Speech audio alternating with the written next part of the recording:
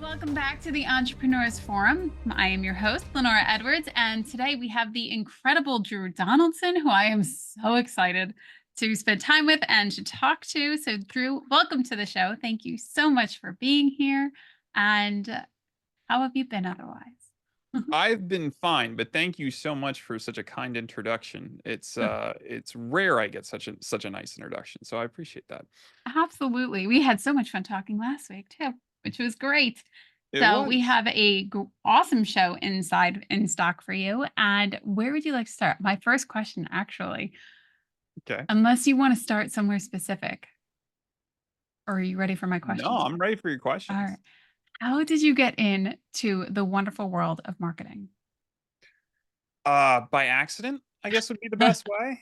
Um, I grew up, uh, in like both my parents were small business owners, so I got to see that really firsthand. And like when your parents are small business owners, everybody you kind of know is also a small business owner because small business owners tend to cluster, right? Especially local small business owners. So I ended up growing up in this wider network of just tons and tons and tons of different entrepreneurs from different walks of life. And so that's really like most of what I knew. The idea of like having a regular 9 to 5 office job in a cubicle was a pretty foreign concept. Um, and so I had that kind of upbringing. And then when I was going through school, I got a degree in film and television and started a production company like right out of school.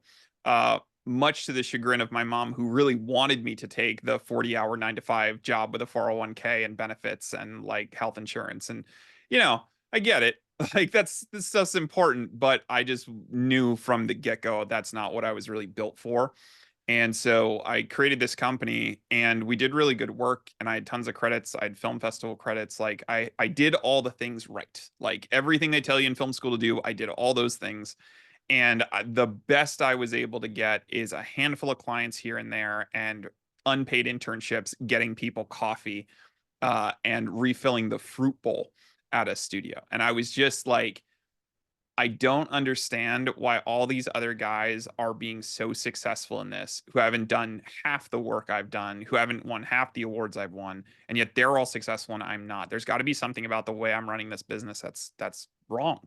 And I went through everything and I found out it had to be marketing. It had to be the way I'm actually going and trying to recruit clients. And I tried a bunch of things, but none of them worked. I had a friend that did, Facebook ads. And so we tried Facebook ads and those didn't work. And then I tried cold email and cold email actually kind of did work, but I ended up getting me in like as a 22-year-old in meetings with 55-year-old clients that looked at me and they're like, "You're the guy?" I'm like, "Yeah, I'm the guy." And like I was totally outmatched. And like I stopped doing that because I met with a studio owner. He runs Hobo Studios in New York, and he like sat me down. And he's like, "Listen, I'm gonna take a shot in the dark. I don't think you've ever done this before." And I was like, "You're absolutely right. I've not. I've never sold someone on a call before." And he's like, "That's fine." He's like, "You really should consider like working in the industry more before you start to start your own thing. Like, I get it. You want to do your own thing. You got some credits. Like, that's great. But like, you don't know how to sell this." Like, and that kind of hit me like a ton of bricks. And I was like, "Yeah, you're absolutely right. I have no idea how to market and sell anything. Like, I just know my thing. I know how to hold a camera and set up lights and do sound." And so I started to figure out how was I going to pivot. And I managed to get a job in a marketing department running their video department at St. John's University. And so I use that as kind of a point of leverage where it's like I was doing all this video work, but then I could also see what they were doing from the marketing side and I could learn from it. I could see how they were doing their annual giving campaigns and I could see how they were doing their enrollment materials and I could see how they were running Facebook ads. And the guy who sat right in front of me, Rob Kadar, who's now, a big muckety muck at the Cooney school system and is like genius of all things digital marketing. I like learned over his shoulder watching him set up Facebook campaigns and go over analytics and stuff. And so I used that as really a pivot point to start growing my own marketing practice. And the more I learned about it, the less like in love with production I fell. I just I didn't really care for it anymore. And if you've ever carried a light kit around New York in the summer, you know that is like the least fun activity in 80-degree weather to be carrying around 100 pounds worth of lights. And so I kind of saw myself becoming more and more fascinated with the marketing side and less so with the production side. And so I leapfrogged from there into an agency role, which is, again, it's like it was more on the marketing side, less on the production side. And then I went from there to becoming an actual consultant at a publishing company, running their content production division. But a big chunk of that content production was the marketing of that content. So I had both sides of it. And then once that ended, I knew I was like, all right, now I have all the experience. Now I listen to the, guy at Hobo Studios. I forget his name. He's such a nice guy, but I listened to the advice. I got my teeth cut. Like, I'm good. And I started this thing, and then COVID hit. So it was like as soon as I got up, got slammed back down to the ground. And just by kind of luck, I ran into two other marketers who I'd actually applied for a job with them when I knew my consulting thing was kind of short-lived. And I applied to a job. They reached out to me and said, "Hey, we noticed you're kind of doing this agency thing, coaching thing, and we're kind of doing that too. Do you want to just team up and do it together?" And so they essentially funded the first, or the second version, I should say, the second version of this agency. We ran it together for a year, and a year later I bought them out, and we've been solo since. So yeah. That's amazing. You said so many golden nuggets in there. Oh my gosh. What an incredible story. I love that because as you were describing it, it sounded like you were seeing through the lens of production and now you're seeing through the lens of marketing, which in your fantastic filmography perspective is really getting that message out there and helping that viewer understand that message. And I think when you said the words marketing practice, that was incredible because I think our culture would have you think like, oh, start your business and put up a Facebook ad and 1, 2, 3, lickety split, you are good to go. You're golden. And that is not the case at all. And being able to know how to get your brand out there is so incredibly powerful because people don't think that of No, how to you're communicate that. you're absolutely right. And I think people I misperceive marketing as a lot of luck. It's like you just have to be lucky. You have to buy the right ad at the right time on the right platform and get in front of the right audience. And like that's a very 1950s kind of way of thinking about marketing, because back then it was a lot of, I mean, there was a lot of research back then. Like, I'm not denigrating the Ogilvies of the world who really did know what they were doing. But at the end of the day, you were still in print advertising. You were still counting on someone to pick up the magazine, look at the ad, and then go take an action from that ad. And there was no clear attribution. So at the end of the day, you run the ad for a week. If sales go up, then you assume the ad works. If the sales go down, then you assume that the ad didn't work. When in reality, there could be so many other factors that you can't factor in to that calculation of whether that ad worked. Well, now in the days of digital media, like, attribution is still a challenge, but we have a lot clearer metrics on that. And that's the piece that I think people don't really understand, is it's not the olden days where you have to like put something out and wait 9 months and then see, like, check back and see if it worked. It's like you can get instant feedback, like within a week, 10 days, you can know if something's working or not. So it's one of those things that I think a lot of people perceive marketing as like this magical, mystical, like golden touch kind of thing. And it's like, no, all the people who are really good at it have been doing it forever. And that's all they do. It's all they think about. It's all they talk. Like, I don't watch football. I don't have hobbies. Like, this is all I do. Like, this is my, I Yeah. don't listen to true crime podcasts. Like, all I do is listen to like marketing and business stuff.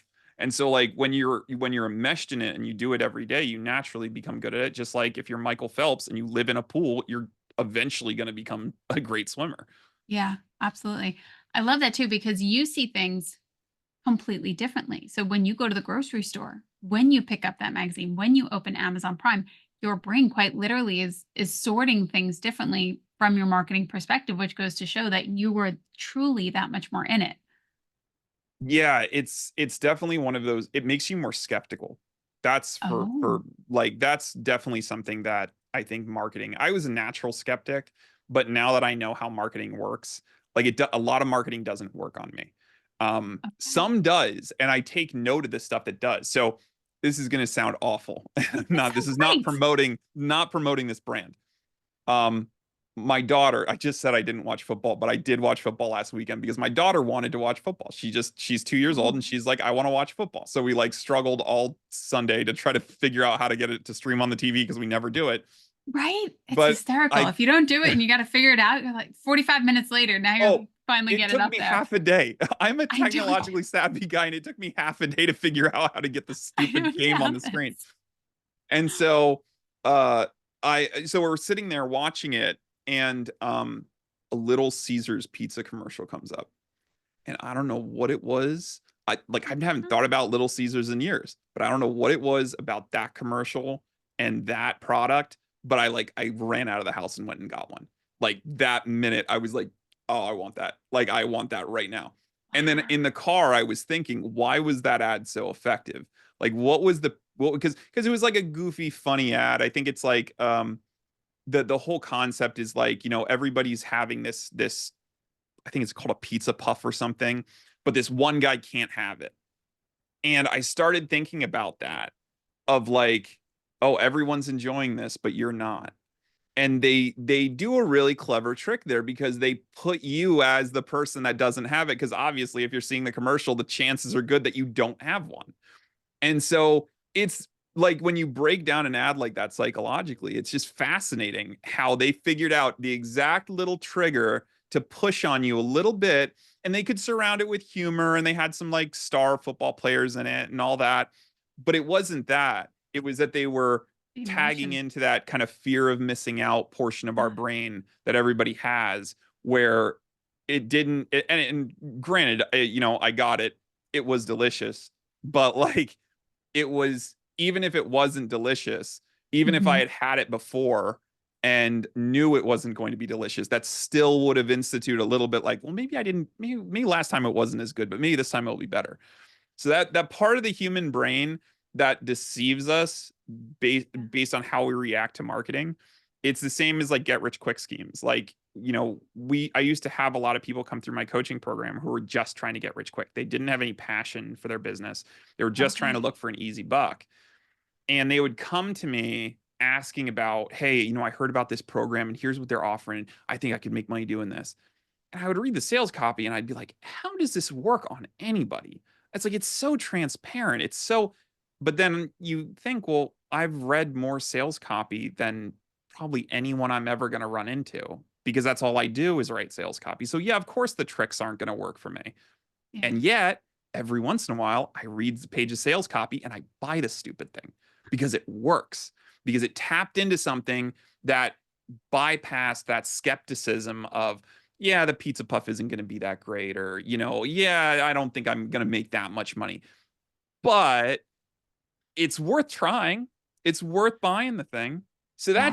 that's the fascinating part of when you are in the marketing world is that you do look at things a lot differently, but Yeah. it's it still works. It's Definitely. you're not an impenetrable, invulnerable to this stuff. Yeah, definitely.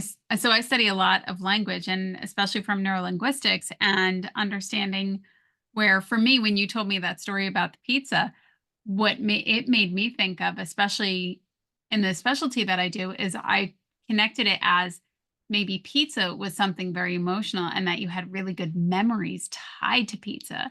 So that could have also been the emotional component of, oh, I was 5 years old and I used to have pizza with so and so. And that's what I think of. And then you so beautifully placed the word but in your last statement of noticing the marketing, but I bet it could be different now. So the Yeah. placement of wording is so interesting. And really, it's constantly working to capture that emotionally from the viewer or the client, whomever it might be, or the consumer, whatever you want to call it. So it is a wonderful world.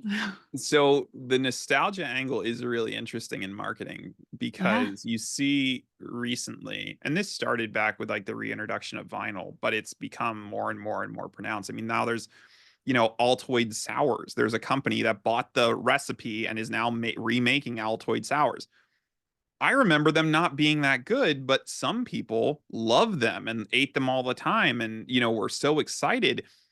but they were excited because they had a nostalgia about that particular product. Hmm. And like, the other one I use is like there's these flying wafer candies. I think they're called like satellites.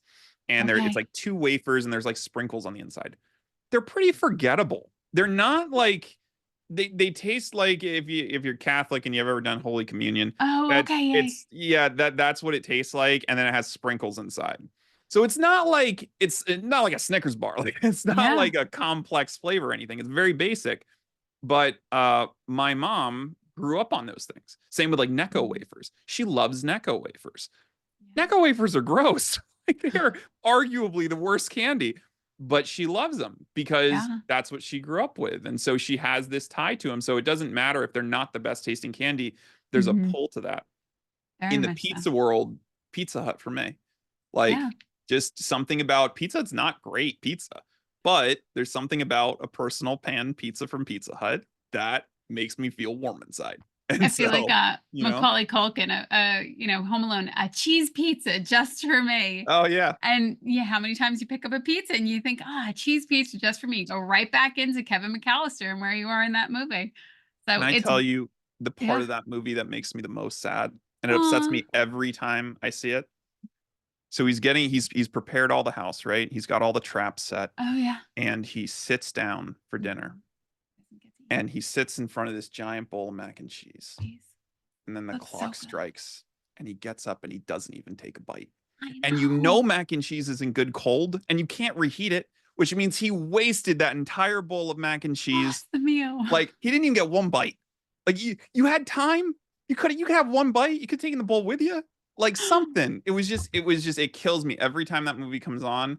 It's That is like hysterical. that's the part that makes me. It's not the old man reuniting with his family. That's nice and all, but like the mac and cheese, the loss of that mac and cheese, it looked so good, but You raised a that's beautiful point. You can't reheat it. you can't. You can't. It's a loss. Hopefully he made up for it though.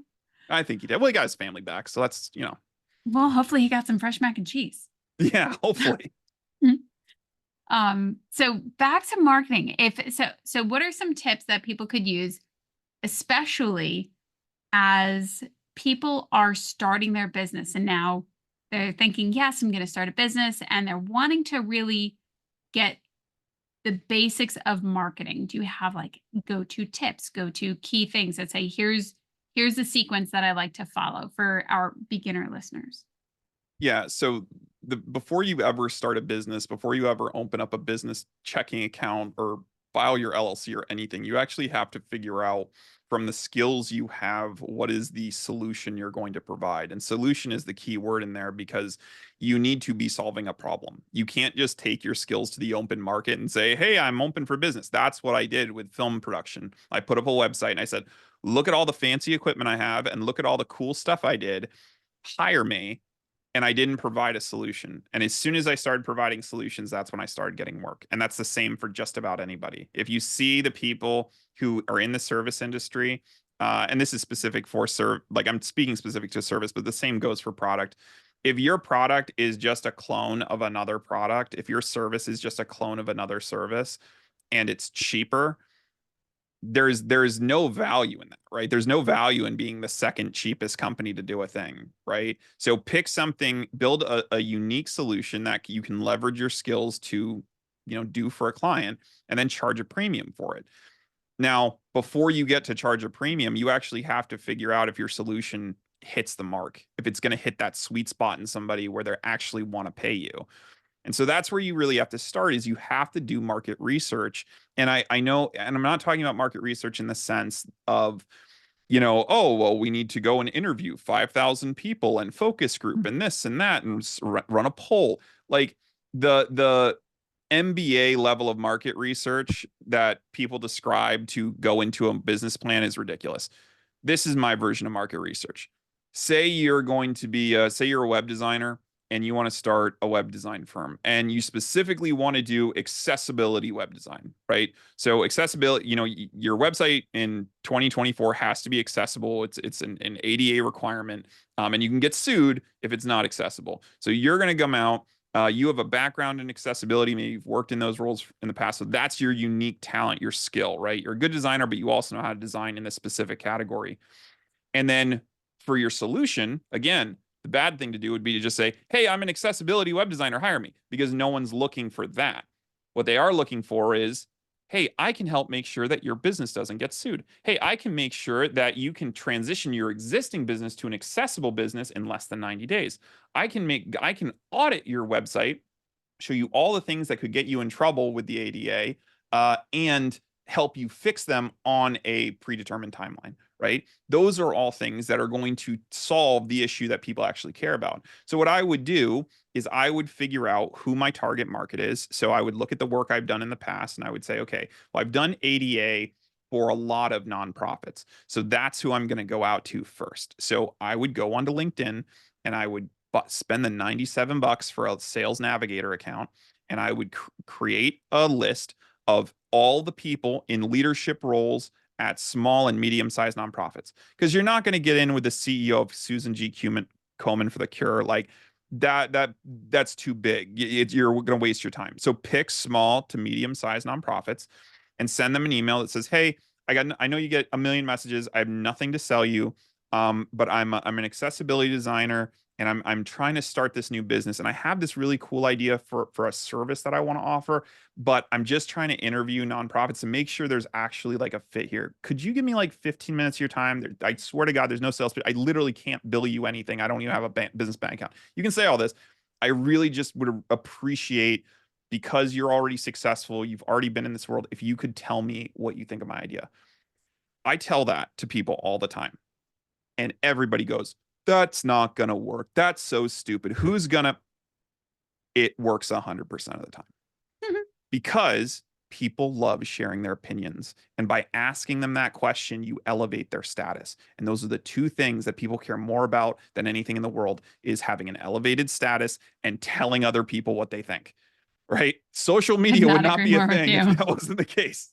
So, Very much so. so you do this and you message out 100 people and you jump on calls with them and you interview them and you find out, when you start talking about accessibility, what are the real pain points? When you pitch them their idea, are they going, no, that would never work because in order to make our site accessible, it would have to be a complete teardown. Or no, you know what? To tell you the truth, when we did our website last time, it was totally accessible, and we go through audits every year. It has to be accessible to ensure we have 50. I'm making all this up. I have no idea. Yeah. But Yeah. whatever reason. Well, then that will tell you, okay, I need to go back to the drawing board. And now I haven't spent $1 on ads. I haven't set up a business. I haven't paid a tax filing fee. I haven't enmeshed myself in all this mess. I'm just going out and seeing if there's actually a business here. And so that's where I would start. And then once you have some validation, once you have people raising their hand, be like, yeah, so when are you launching that business? I'd like to try that.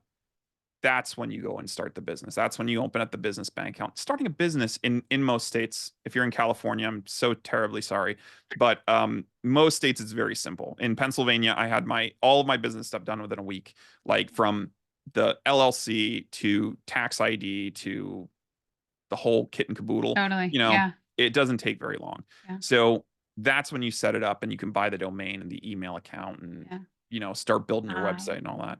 I But love those starters. Those are amazing starters. And I think you also made a beautiful point. And this is something a lot of people miss. I had missed it, myself included, especially because when you're the professional, when somebody's coming to you and you know that this is your area of expertise, you often use expert language to break it down simple. I help people do X, this, and to really bring it down to 5th, 6th grade understanding of language, because when you're in that expert speech, you're missing the mark and it's not capturing people. And it is a massive difference that makes all the difference. And for anybody listening for small business, I don't know if you did this for your LLC initially, or at least somewhere along the lines, you can actually reach out to your local small business development. And a lot of the time they're connected to the university. So I was able to go through the university and follow or file all that LLC documentation. And these were all through students that were supervised by experts, which I thought is something really, really spectacular that a lot of people don't know is possible. There is a tremendous amount of resources out there for people who are trying to start and who are struggling with the architectural stuff, because Hmm. the crazy part about business is like they front end all of this really complicated stuff, and then once you're running your business you're like, oh, so I never have to think about that again. It's like, yeah, pretty much. Like, and like stuff will pop up, and as you grow things will change, and you'll need to, if you hire employees you'll need to get like, workman's comp and all that kind of stuff. But like most of the time that setup you initially do is not something that's going to be like, oh, every week I have to jump through all these hurdles. Like, no, most of the time you're just doing your business. It's just you have to get through that first phase. And so going to places like Score, your local SBA, like Yeah. there's a tremendous amount of resources out there. And if you ever talk to someone that works in an SBA office, you will tell them how bored they are most of the time because people don't even know they exist. Like it's not really that well advertised. And most entrepreneurs, because they're entrepreneurial, they're just like, oh, I'll figure it out myself. They don't Yeah. ask for help. And Yeah. so go talk to someone at Wow. Score. I mean, they're not going to be the best digital marketers because these are retired executives, so they're probably a little behind the times. But when it comes to like first establishing your business and thinking through like what's the service you're going to need and how much financing are you going to need, how are you going to finance it, and what's your prices, they're really helpful. Definitely. Couldn't agree more. I also know that you have a very specific area of expertise. Tell us a little bit about the clients that you specialize in working with. So we are specific to knowledge in service clients. So anyone who is an expert or is using knowledge as a key component of the service they're providing. So think coaches, consultants, lawyers, nonprofits, people in that space. Those generally are the only clients we serve. And that was a intentional decision that I came to late last year, right around this time actually, Happy because anniversary. yeah, thank you. I had hired a consultant to come in and I said, I don't understand why we're not more efficient in the business. And I don't understand why there's so much like friction in this. And through a 3-month period of like breaking down the business and like looking under every stone, what we figured out was, I would say 80% of all of our success stories came from that one group. And Wow. it was eye-opening to be like, why am I wasting time in these other groups and struggling with people that like, home service guys, I love you, you're hardworking guys, but you don't answer the phone, you don't approve anything, and you're a big pain in the neck when when it comes to like actually getting marketing done on a timely manner. And it makes sense because they're never in the office. They're always in their truck. They're always work on their hands and knees working on something. So it's very hard to get a home service guy like bolted down and like, hey, this is what we're gonna do. And the crazy part about home service is once he becomes the office guy, once he's not on his hands and knees, he's already so big he doesn't need me. So Yeah. we were trying to serve a group that could not possibly succeed with us because of the time commitment we needed. And if we would just leave him alone and let him figure it out, he probably would end up being the guy in the office that wouldn't need us. So like once I saw that, and it was not just that, we saw it with products, like we don't really do Mhm. e-com or anything like that. And we just saw there is just a poor fit with these other clients than there are with this core group of knowledge and service. And so we really like went full metal on that's who we're going to serve. That's all we're going to do. That's all we're going to talk about. That And must have been really helpful insight for you. it tremendously. Like Yeah. it fundamentally changed how I think about the business. And it's definitely in the like now some of the programs that we're running, uh, I never would have come up with them had I still been thinking so broadly about like, well, we're a small business agency. It's like, no, now we're not a small business agency. We're a knowledge and service agency. That's all we do. So Huge like difference. it's a big difference in how you communicate and how you value prop. And like if you're talking with experts, you can kind of use expert language. You still should write at a third grade level, but like you can Yeah. throw in a couple SAT words here and there. Oh my gosh, SAT words, that's hysterical. Well, that and I feel like, it also changed your mission and your vision for your business when you really focused in on knowledge and service, which must have been even more helpful, helping you reach even more of the people that could really benefit from your services. Yeah, well, there were so many little pieces of the puzzle that snapped into place once I did that because like I would have these group coaching sessions for my lower ticket clients and I would have like one girl selling jewelry and another person who was a singing coach and another person who was an accountant. And then this guy over here was trying to sell used cars.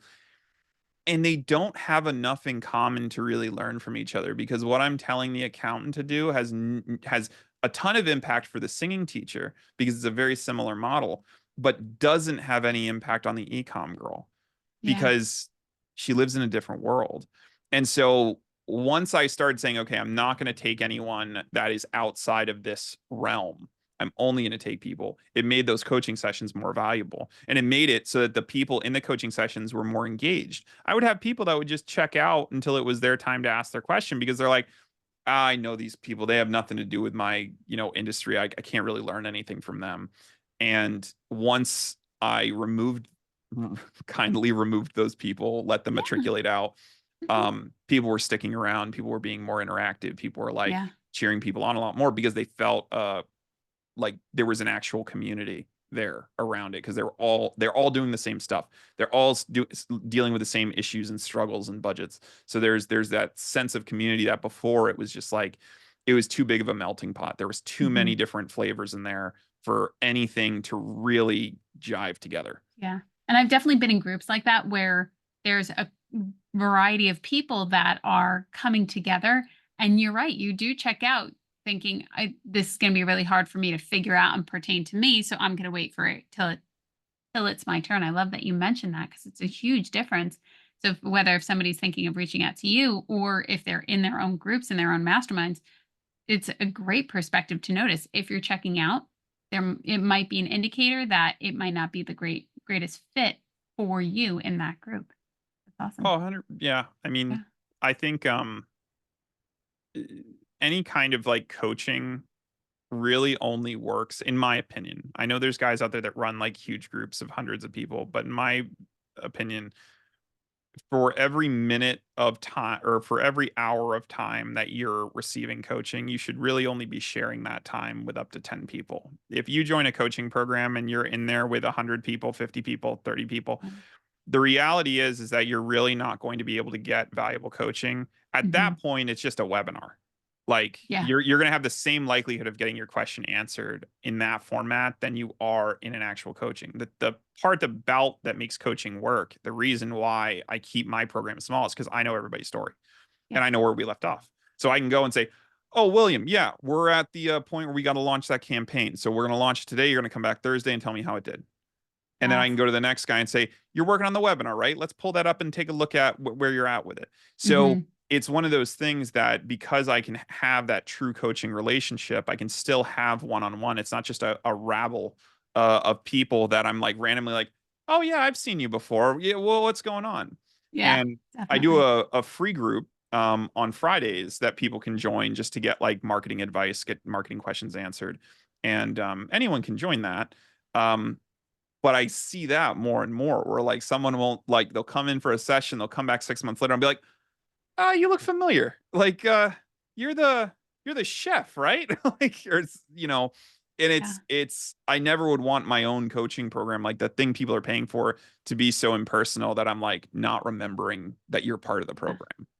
I love that you mentioned that. That's when I do group coaching, same thing. The groups are small and intimate because I want to know you and I want to be able to support you to my best ability. And if there's too many people, it's just pulling from me and I can't have that clarity when I'm working one-on-one with people. So I love that you mentioned that. When your clients come in, are they at the beginning stages of their business? Are they at the more advanced? Do you work with individuals like companies of one? Or do you work with companies of only 10 and up? Or how does that work for people so that they know? Yeah, so we really have like kind of three levels of service. So we have a bunch of different services, but we really operate at three levels.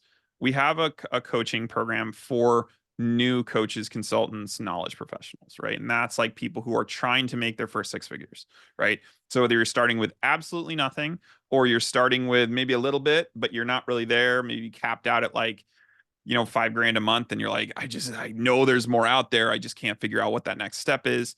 That's who joins my coaching program. um And that's a pretty cool program because it's not just the coaching component. We actually provide a lot of the marketing services that you're going to need anyway built into it. So it's like hiring a coach and a marketing agency simultaneously. And so that was something that I was really, really passionate about doing. And it took us a while to really crack the code on how to do that efficiently and not charge like $1 million a year for it. But once we figured out, like, okay, we can make this relatively affordable. It's not the cheapest thing in the world, but it's relatively affordable compared to the other coaching programs that don't provide anywhere near that level of service. Once we figured it out, then it was like, okay, if we're only bringing in this particular group of people, then we can send all of them through this, and we can have this very clear system of you do this, you do this, you do this, and that has worked really well. At the middle tier, we're working with like a lot of solopreneurs that have already crossed the six-figure mark and are trying to get to seven, or maybe they're early sevens and they've kind of become like stuck. Like, it's funny how many people make a million. Like, people have this perception that once you make $1 million, you like made it. But like anyone that's in business for a while knows like $1 million is nothing. Like, you hit $1 million easy. And then it's like, oh, now the challenge begins because it's just so much, the stakes are so much higher, and the complications in the business are so much higher. And that's why you see a lot of businesses get right up to that line and they never can break through. And so we have a lot of people in that middle tier that are like, they're an office of like two or three people. They don't have a full-time marketer yet because they have like people in the field or other Hmm. people that they're paying out, so they can't afford one. And they just need someone to come in and like just get us more leads. Like, we can just get us more leads, we can close them. And so that's a lot of the work I do there, is like funnel development, lead development for those like solopreneurs or like small consulting groups. Yeah. And then we have enterprise, which is, you've got millions in the bank. Money is not an issue, but you still haven't figured out marketing, or the marketing you're doing currently isn't working, or maybe you haven't done marketing at all. You've just been all word of mouth for years and you need some marketing now. So that's what we do at an enterprise level. And that's more of like a full throated, like, you know, Yeah. annual commitment. Here's all the stuff we're going to do this year kind of agreement. That's cool. I love that you have different tiers and that you offer such support to them. It's not, hey, come work with me and you're going to figure it out yourself. Hey, come work with me. We're going to teach you. We're going to coach you. We're going to help get you up and running. Totally, totally different. Yeah. I love that.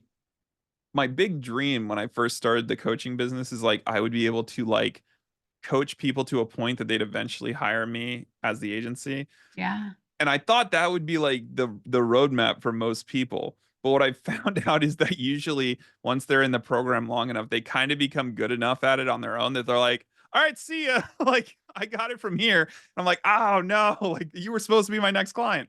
So it's one of those things. It's like, it's good because I'm glad they're Mhm. doing well. I'm glad they're leaving with like, hey, I'm capable of doing this now. Like, thank Yeah. you, but I'm gonna take it from here. I love that.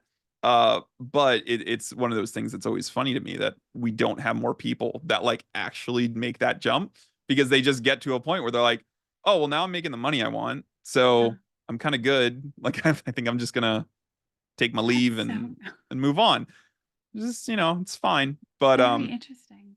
yeah, but I think each tier of service really is best matched for, like we were talking about at the very beginning, right? Like, they solve very specific solutions. Like, you can't sell a new coach leads because he doesn't know what to do with them. Like, a brand new coach, someone who's like, yeah, I want to start a school to teach kids fencing, right? He doesn't know what. I could dump 100 leads on his desk. He's not going to know what to do with them because he doesn't even have a program yet. He doesn't even know Mhm. what is the thing he's selling. So like, tailoring coaching and being like, all right, well, let's develop your offer and develop your package and all the marketing around it makes a heck Yeah. of a lot more sense than trying to sell him a bucket of leads that he's not going to be able to do with. Similarly, Definitely. at an enterprise level, like a lot of times the leads aren't the issue. It's well, the quality of leads are bad, right? Oh, we're getting tons of leads, but we can't figure out why the quality is so bad. Or, we're just not getting the kind of like the marketing we were doing isn't working anymore, and we can't figure out why. You have to be doing marketing to be able to figure out what's not working in marketing. A new Yeah. coach or even a middle person who hasn't marketed yet or who has limited experience marketing, that's not going to make sense as a service offering. So like, the way I look at it is less like tiers where it's like, oh, well, this is 99, this is 199, this is 399. It's more like the service levels are based on what is the problem the person's actually having that we're able to solve. That's awesome. I love your insights. Absolutely spectacular. So thank you so much. Is there anything else that you'd love to share with our listeners? Uh, I'll tell you what. We this kind of goes back to what we were talking about earlier, but I'm a big proponent of the idea of cyclical marketing. Um, Cyclical. what a lot of people do is they have this kind of slingshot effect where when they try marketing, right? So say you're in a let's say you're right in the middle there, right?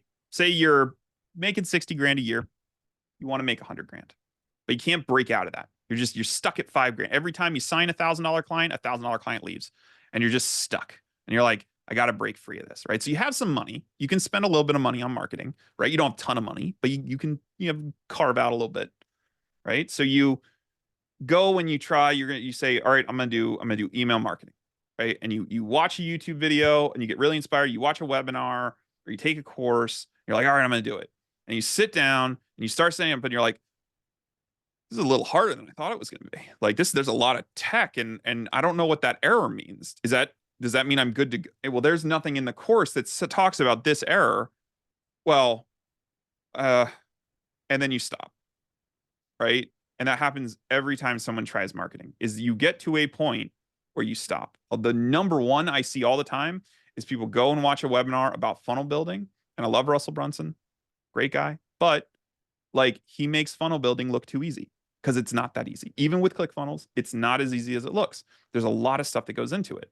And so a lot of people will go and watch Russell Brunson, they'll buy ClickFunnels, they'll be like, I'm going to build a funnel. And then they get into the software and they're like, how do I change the font color? Oh, and then that's 15 minutes. And then they're like, all right, and I can't drag the picture where I want it. Oh, and it doesn't look good on mobile. How do I?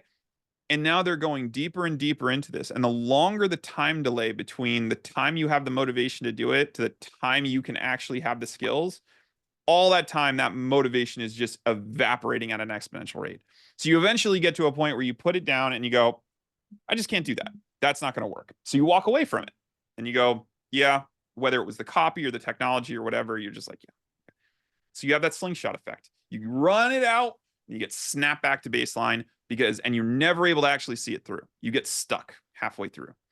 And the reason why this happens time and time again to people and why it seems like marketing just doesn't work, like the number of times clients have told me marketing doesn't work is phenomenal. Like it's just unbelievable to me. Meanwhile, they're on a call with me because they responded to my marketing, but that never dawns on them that that's the reason why We we're won't even look at that talking. reason though. Yeah, but marketing doesn't work. So the idea though is the reason this keeps happening is because you are trying to put the cart before the horse. You are trying to learn how to build a funnel before you even know how to write the copy for a funnel or what needs to go into a funnel. A funnel doesn't have to be pretty. Some of the most successful funnels of all time are ugly as all get out. It doesn't matter what color you make the text. It doesn't matter if you have images on the page. Like you can make an ugly funnel work, right? But you have to know how to write the copy. If you don't know how to write the copy, then building the funnel doesn't make any sense because you don't even know what to put on the page. So you have to start at the beginning of this process with that market research. And then once you start seeing like, okay, now I have something, I have an idea, I have some validation, the next thing you should be doing is, and you've now built up your cold outreach skill. You now know how to do cold outreach at scale, right? So you know how to write the emails, you know how to respond or DMs or however you do it. So you've already built that skill now, which is going to serve you well into the future. The next thing you do is you develop a little bit of content around it so that as you start reaching out to more and more people, now you have some content about, your philosophies and all of this, whether this is videos or blogs or whatever, it just builds a little bit of authority in the back end. And then as you continue to do your market research and you start getting more and more fine, like pointed, you start turning those market research calls into sales calls, right? And you do it really simply. At the end of that call, once you have a pretty good idea of how to help them, you say, listen, I know I told you no sales pitch. I'm not going to give you a hard sales pitch here, but I think I could help you solve this. Would you be interested in just like talking about that for a couple minutes? Right? Now you're given that they can say no, they can walk away right now. But 9 times out of 10, they're going to feel so great that you've just asked them the most amazing questions and they feel like so honored that they're going to be like, oh, yeah, sure. How would you fix this? And then you can go into your sales pitch. Now you're learning how to sell, right? And you're learning how to do all of this before you even have a website. right? So no funnel, no website, no copy, no nothing. Low overhead. Low overhead, right? Yeah. I've had people do this and make money with no website and not even like not more than a LinkedIn, Yeah. because it's you're learning the things in the right order. You're not trying to do these things that are way out of your. Don't do a webinar as your first marketing activity. Are you insane? Do you know how much a webinar costs, time and money wise? Fortune. It's Yeah. terrible. But like Yeah, after you go definitely. through that initial sales process, now you know what words to use.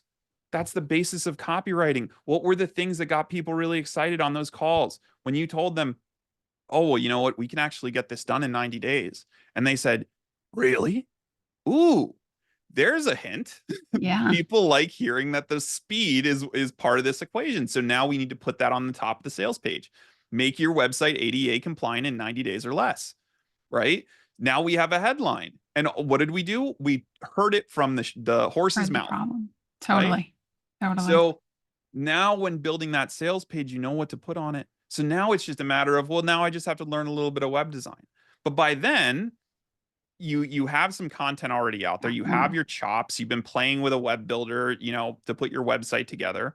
So you have a little bit of that skill. So you're not getting into these roadblock after roadblock after roadblock. And it's only then where, and this is really just for people that are starting with zero budget. If you're starting with with some money, I do suggest going to like paid media much earlier on in the process. But for people with no money that need those first sales coming in through cold outreach, then after you have your sales page, that's when you start doing your paid media. Because now you already have a pipeline of people coming in from your market research that you're continuing to do. And you're just gradually shifting that from market research into just cold outreach. I So, love that you give steps. yeah, Because a lot of the time you're completely right. That slingshot effect, 1000%. yeah, Yeah. And that's also the purpose of really good marketing, to make it look really easy. That 1, 2, 3, you can have this up. So yeah, to Russell Brunson, he does make it look very easy. And then when you get in there and you realize, oh, a little bit harder, definitely yeah. changes the perspective. But I think the way that you mentioned it gives a beautiful alternative for those who truly want to be successful at it. It's just one of those things that, anyone can play. Well, I don't know if this is true or not, but let's Mhm. assume for the sake of argument, anyone can play Pebble Beach, right? It's a challenging course, right? It's not an easy place to play. If you're a beginner golfer, it is probably not worth the tee fee to go play Pebble Beach. Go play Yeah. at your local public course, Yeah. because you'll probably be able to work out all your stuff there. And then if you get good enough, you just have to stop putting these monster obstacles ahead of your success and be like, oh, well, I have to do the webinar. That's how everybody's making money. But when Yeah. you look at all the people that are successful with webinars, none of them started with webinars. Like Russell Brunson didn't even start with webinars. Yeah, Like, definitely.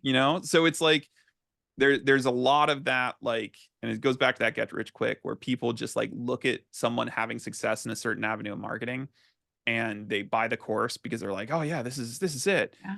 But they don't understand the context of like, okay, in order to run this, like Hmm. I need to have accomplished these things. Like it's almost like Definitely. marketing merit badges.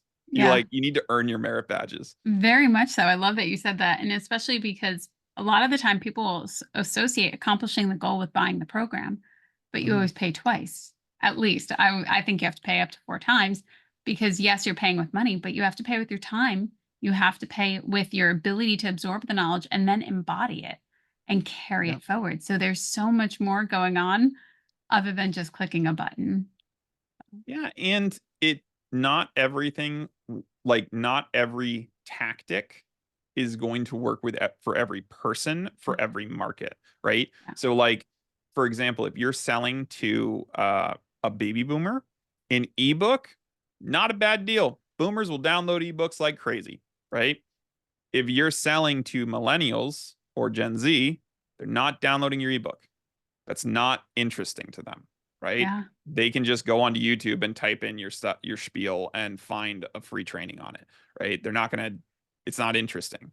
So you can go and take the best ebook course creation or ebook course on the planet, Yeah. but it doesn't mean it's actually going to work for you. And Yeah. but you would know that if you would have started with market research, because you would have Love that. asked them, what kind of content do you read? What kind of thing, like, how have you tried to solve this problem in the past? Oh, you've Yeah, hired this guy? Great. I'm going to go and look up how he got that person in. What's his funnel look like? Or does he have a funnel? Or is he just some guy with a LinkedIn page? Right. I'm going to look up all that stuff. And so I'm going to know what actually works for this market before I ever spend a dollar doing it.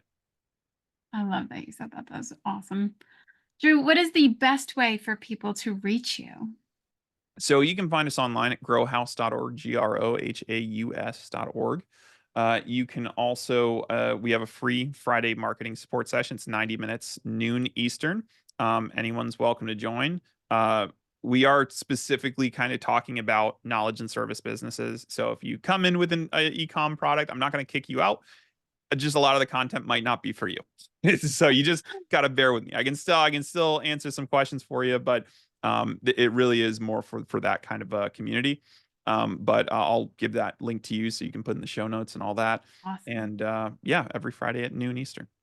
Awesome. It was phenomenal learning from you and hearing all about your many stories and experiences and insights. So, thank you so much for spending time with us. And thank you to the listeners for being here. And until next time, stay well, and we will see you soon.